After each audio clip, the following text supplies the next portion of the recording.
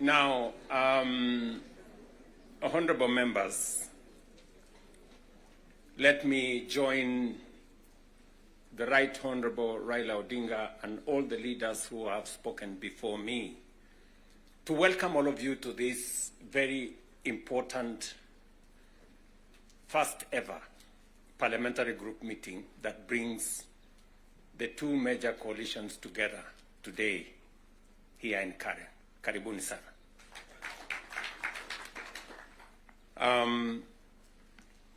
The Right Honorable Raila Odinga has given us the context of why we are meeting here.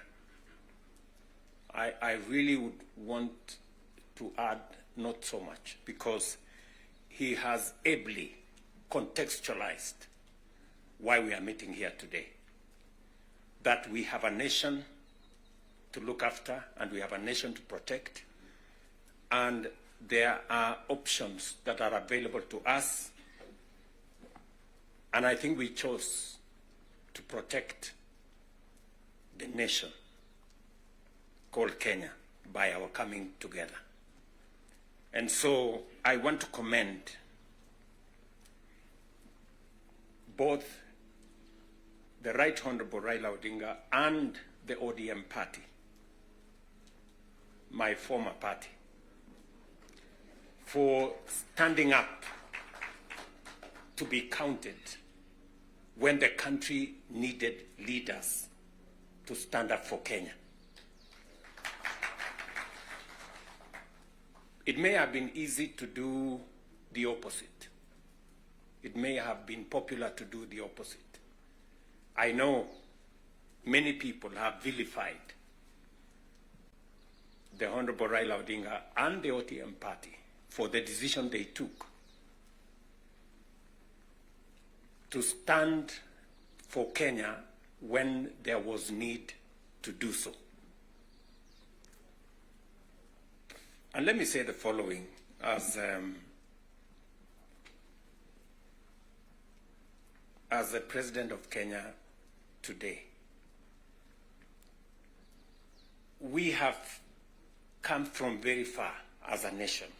We stand here today as a robust democracy, a nation that is making strides in our national development. And I want to speak to you candidly. I don't have a written statement because I really wanted to speak to you from my heart. Because where I stand today, I've had a political journey as a person. And by God's grace, I have come very far. You know, out of the 5 people who have become presidents in Kenya, I am one of them. I don't take it for granted, and I don't take it lightly that God has given me an opportunity to be one of the 5 Kenyans who have had the opportunity to lead this country. And I must say this to us as leaders, that a nation, the progress, the destiny of a nation is decided by leaders.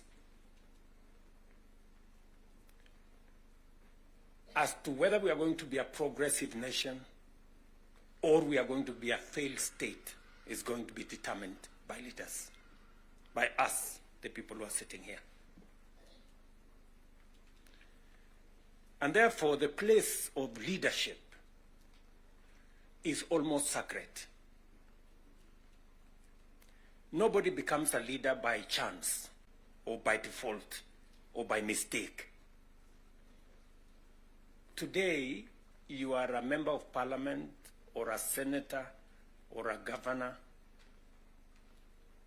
or the position I hold and all the other positions that we hold because God and destiny has given us that chance. And we must think about it deeply. And so I want to ask you as leaders,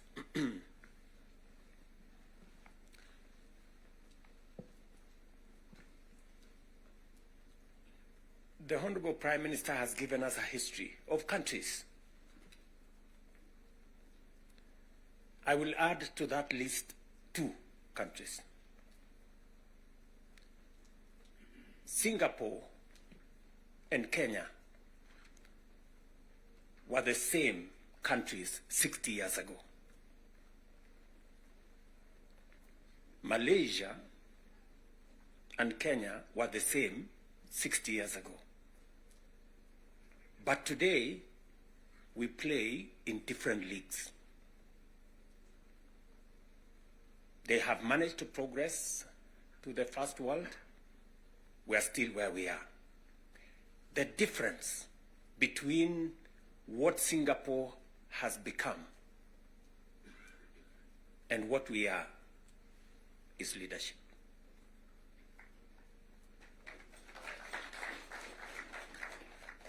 And that is the place, ladies and gentlemen, we occupy today.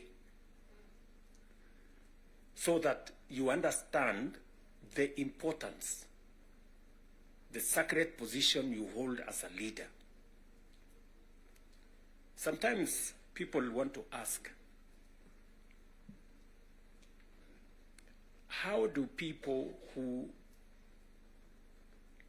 live in different houses, they have their own lives to pursue, but they wake up one morning on an election day and they go one after the other to 10,000, to 20,000, to 50,000 and elect you? You are not special. But it is a moment that God has given us as leaders. And therefore, we must do whatever we are doing, knowing very well that we have a heavy, almost sacred responsibility to the people we lead and to the nation of Kenya.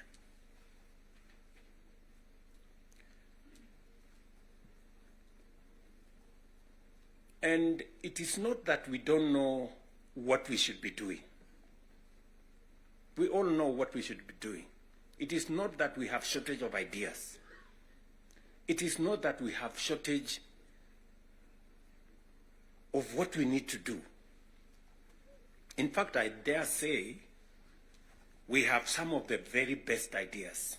We have very good manifestos all the time. And in fact, if you look at, and I keep referring to this, if you look at the manifesto of Kenya Kwanza and the manifesto of Azimio, the difference is hardly 20-30%.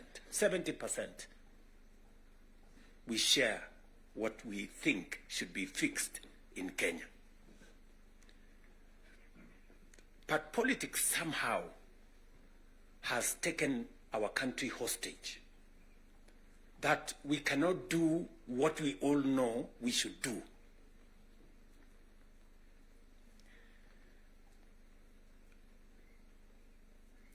I have said that the difficulties that I face today as a president in Kenya are self-imposed. You know, I imposed on myself all these difficulties. Implementing the new funding model, implementing SHA, implementing housing, doing all those things. If I hadn't done any of those, I would be a very popular person, and but the country would not have moved anywhere. I am confident that if Raila had become president, he would be doing what I'm doing. Yes. He would be implementing SHA. He would be implementing housing. He would be doing reform in the education. He would be doing reform in agriculture. I know that for a fact, because I have been in his school of leadership. That's the correct position. And he would be as unpopular or as he'd be having the same difficulties that I have today. But these are necessary for Kenya to change. Friends, we cannot change the country otherwise. And that is why he has the courage to stand here and tell you, let us stop the extortion. Yes. Very few leaders can stand here and tell you to stop the extortion that is going on in Parliament. I'm telling you the truth. Very few leaders. Because we like making peace with mediocrity. Oh, and they're trying to explain things that we shouldn't be explaining. Now let me ask you, friends, we are all friends here. Yeah, we are one team, or so I guess. This fellow who is called chairman of welfare in committees, what is their job? What is their job? Extortion, that's it. And that is what Prime Minister is saying.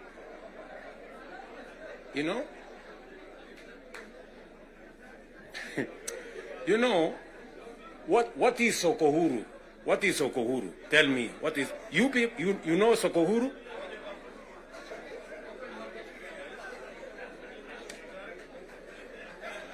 So, let me tell you. No, you see, and this is the same problem that we face. This is the same problem that we face. Because, look, for example, we passed the law that we all know, friends, we all know the problems we go through with fundraisings for people who have hospital bills. All of us. In your phones, you have WhatsApp groups. So-and-so has this, this condition, so-and-so has this condition, contribute here. True or not true? Yes. But we don't want to fix it because it's difficult. But I must commend you. I must commend the members of National Assembly and Senate, because you took the courage and passed the bills that today is beginning to solve the problem of health in Kenya. It may not happen instantly, but all of you can now see that there is a possibility that we can sort out the challenge of health and health delivery in Kenya. But because we had to be bold, we had to be bold and make the necessary decisions. Today, we are dealing with the crooked hospitals and health professionals who still want to steal from SHA and to steal from our health provision. And we will go after them and we will deal with them. So, what am I saying? I am saying the following. If we have to change Kenya, my friends, we have a historic opportunity today with this broad-based government, we have a historic opportunity to unleash the full potential of Kenya. We all believe, I do, that Kenya is a very great country, this country of ours. There is absolutely no reason why Kenya is not like Singapore. We have what it takes. Let me repeat. We have what it takes to measure up to the countries in the first world. Yes, we do. Yes, we do. But we are playing in the wrong league because leadership, me and you, are refusing to stand up to what this country needs. I really want to persuade you guys. I really want to persuade you friends. Yeah? This is not about William Ruto. I am here today, I will not be there tomorrow. This is not about Raila Odinga. Right? It's about the country called Kenya, where today we have the privilege to be the leaders, to be the decision makers, to decide which way Kenya. It is us who are seated here. It is us. And we have the historic opportunity to make this country what we have always wanted it to be, but it has not been. As I have said, the same way Raila Odinga can stand here and tell you we must stop the wrongs, I have also said that I am ready to pay whatever price to make this country change. Yes, we must change this nation. And we can do it. Look, housing was part of our conversation for the last 30 years. Yes, we've always talked about housing and how important it is and how it is going to create jobs, how it is going to stop land fragmentation, how it's going to allow us to produce, to save land that is meant for food, how we are going to have decent housing, how we are going to reduce on slums, how we are going to have decent livelihoods. We've always said that. The Right Honorable Raila Odinga tried with the first slum upgrading projects. We started there. The housing levy, go and read the Azimio Manifesto. Read the Kenya Kwanza Manifesto. It is there. It is there in both manifestos. We now are seated here and we have the opportunity to implement what was in the Azimio Manifesto and what was in the Kenya Kwanza Manifesto. Friends, why don't we just do it? Why don't we just do it? We will do it? Yes. Let us just pull it out and look. You can see for yourselves how transformational it is. Today, using the housing levy, we are not only doing housing, we are doing markets, we are doing hostels.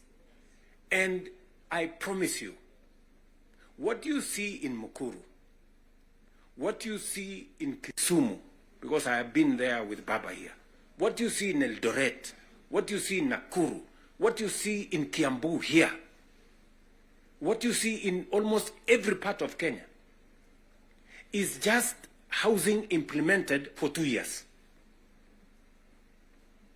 And you can already see the kind of impact it is having, the number of jobs it is creating, the way it is bringing change in our towns and cities. Friends, if we were to do this for 10 years, if we were to do this for 20 years, and this is a project that has been delayed, we are supposed to have done this 30 years ago. Tell me, if housing was implemented 30 years ago, how Kenya would be looking today. We wouldn't be different from Singapore. We may have started late, but we now have a chance to do it. I want to ask you, I want to request you, for us to come together. And we are not coming together so that any one of us can get anything. We are coming together so that we can transform this country. And it is possible in our lifetime to change Kenya. In our lifetime. We now have maybe 320, 350,000 young people working in that space. We could double that to 700 in the next 2-3 months. We could scale up that to 1 million by next year. And we can energize the transformation of our country. That is why we are sitting here. That is why Baba and I have called this PG Baba has told you we are here for Kenya. I am buttressing what we are saying, what he is saying, by telling you what we can achieve together. What we can do in our agricultural transformation. If it was not for the broad-based, for example, we wouldn't have had the kind of change that is required in our sugar sector. And I want to tell you, watch this space. In just 2 or maximum 3 years, Kenya will be a net exporter of sugar. Just 2 or 3 years. This country, which perennially we have been looking for safeguards from COMESA. Every year, we are looking for safeguards from COMESA. We are spending public money to go and pay for sugar, to go and pay for farmers, to go and pay for workers who don't work for government, just because we couldn't bite the bullet and tell the crooks there to get out. Now we have told them to leave. And I want to promise you, I want you to hold me to it. We are going to change the sugar sector. We are going to change the coffee sector. You have already seen what is going on in coffee. There is still a little bit of pushback, but we will deal with it. And on and on and on, and we can transform our whole agricultural sector. Just the little interventions that we have done standing together. You people in Parliament making sure that we are subsidizing production. And I must commend, Parliament has always provided money for us to support the production of the country, either through fertilizer or seeds or other interventions when we have brought it to Parliament. So you're part of the making of the history of our nation. Just imagine we have reduced the imports of maize, for example, by 70%. Reduce the imports of sugar by 70%. And we can make that progress if we are focused on where we want to go. And that is the reason why we have to make the decisions that we have made work. It is the reason why Baba and I have appointed Agnes Zani and her team, so that what brought us together, we don't forget. The 10-point agenda that we have signed buttresses what is actually in our manifestos. The NADCO report, we all know what it is supposed to achieve. And if we stand together, we can achieve all the legislation that is recommended by the NADCO report. Parliament has what it takes, to do this. For Kenya, we can do it. And I want to persuade this PG to work with us and for all of us to be committed to this exercise. Protecting devolution. There is need for us as a nation to distinguish between governance and devolution. The governor is not devolution. The governor is a person.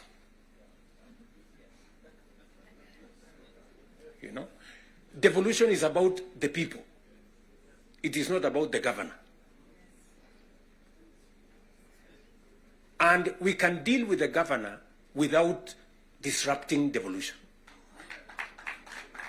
if there is need to.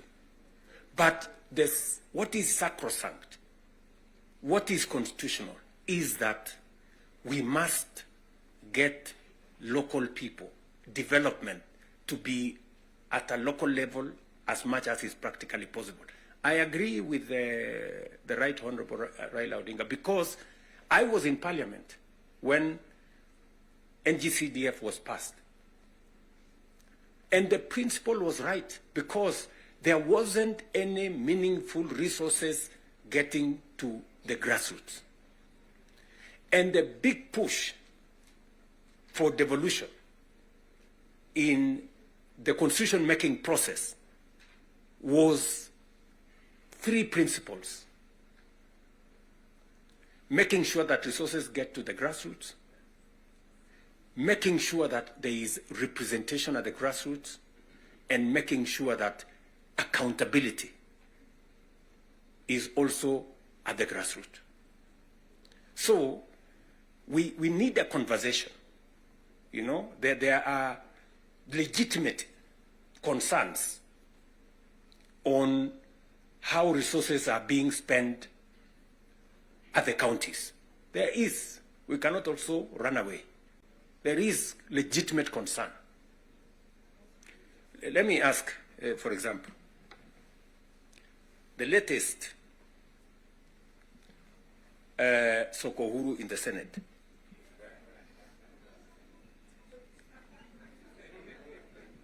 Because you have to accept, you know, by virtue of the position I hold today, I am a consumer of raw intelligence. I know what's going on. Where does somebody find 150 million? Where? Eh?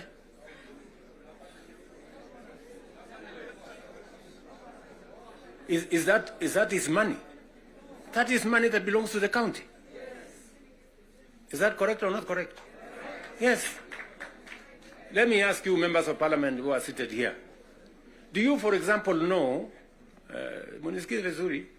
do you, for example, know that a few members of your committee collected 10 million shillings so that you could pass that law on anti-money laundering? Did you get the money? No.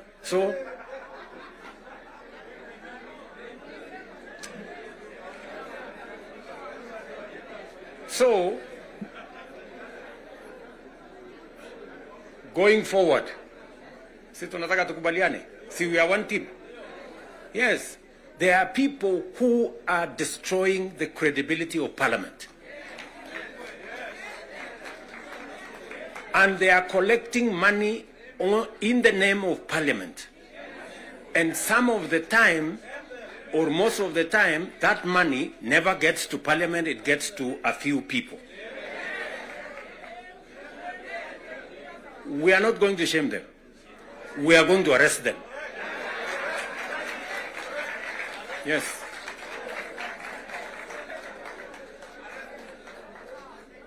Do we agree?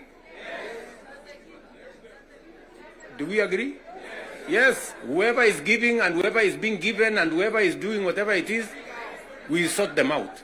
Because the reality, friends, the reality is that there is a problem. And we all know here, tukitaka tu kusema ukweli, there is a problem. And unless we sort it out, we are going to destroy our nation.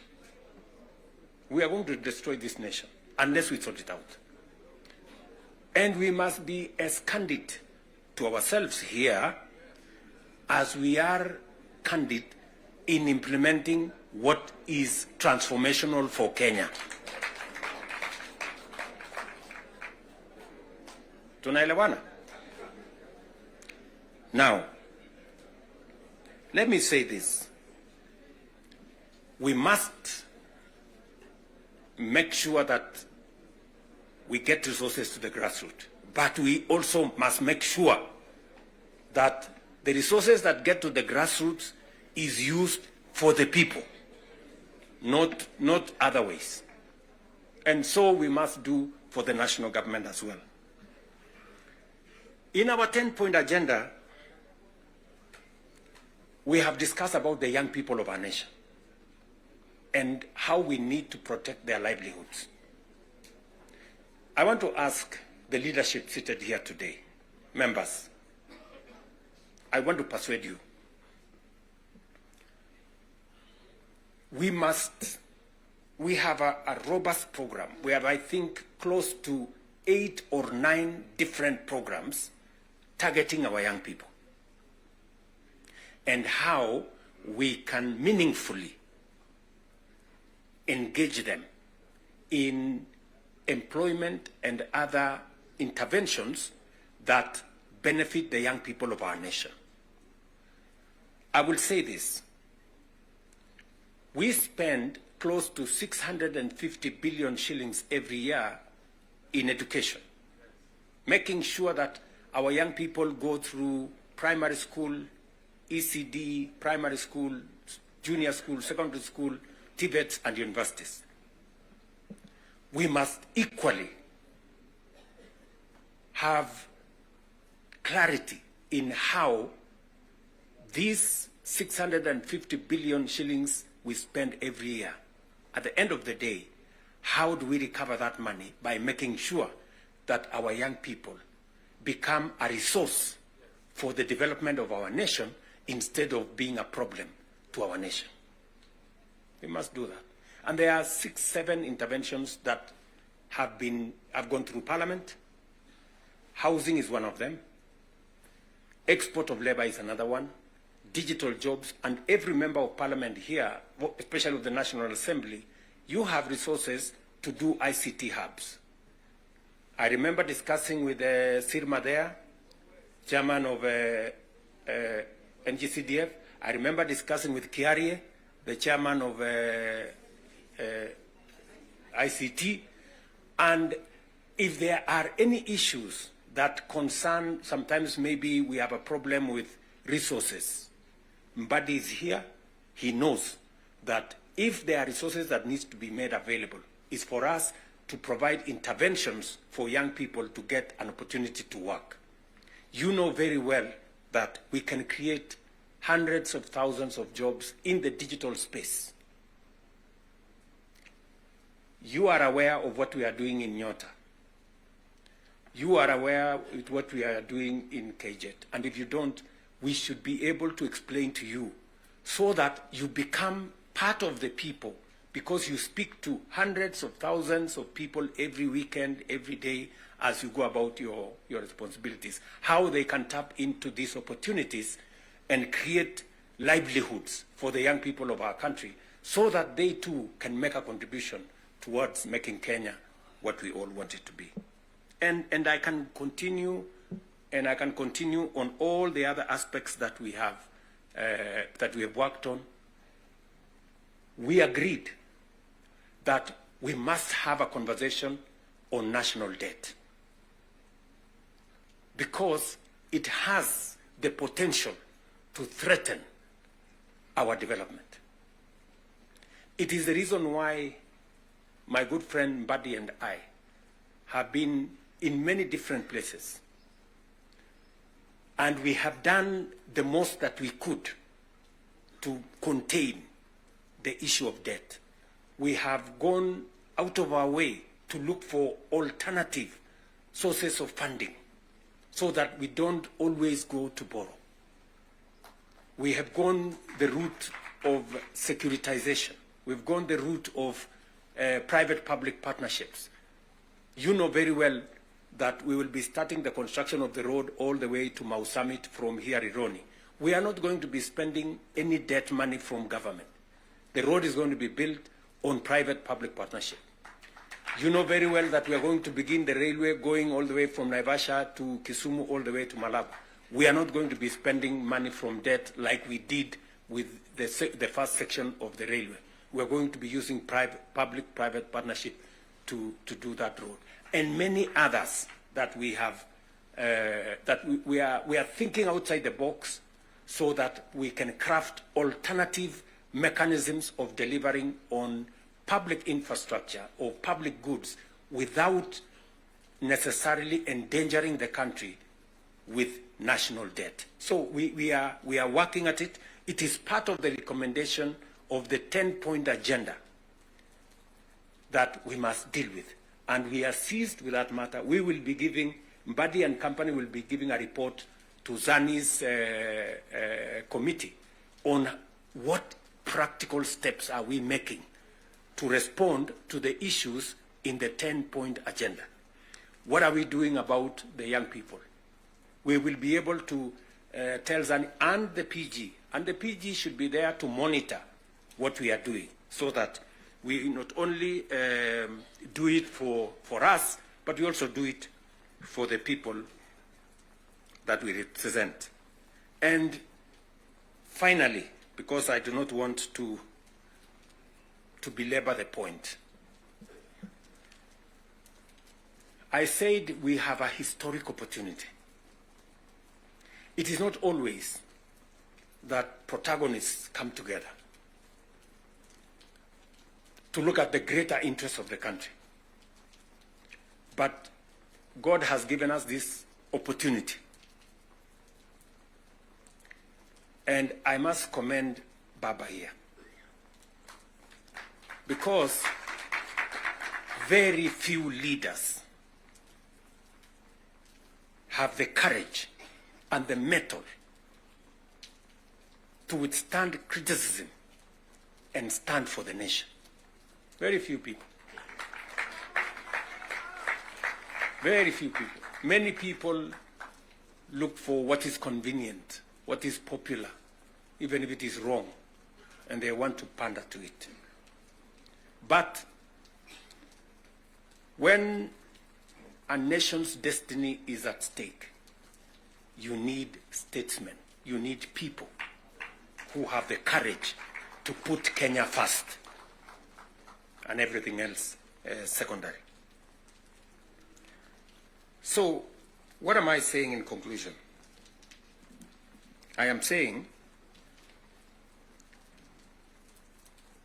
Zani and team have a job to do. They will be briefing Right Honorable Raila Odinga and myself on what needs to be done. We will be able then to guide what will be happening, what the executive need to do, what the legislature, the role the legislature need to play, and the role others may need to play.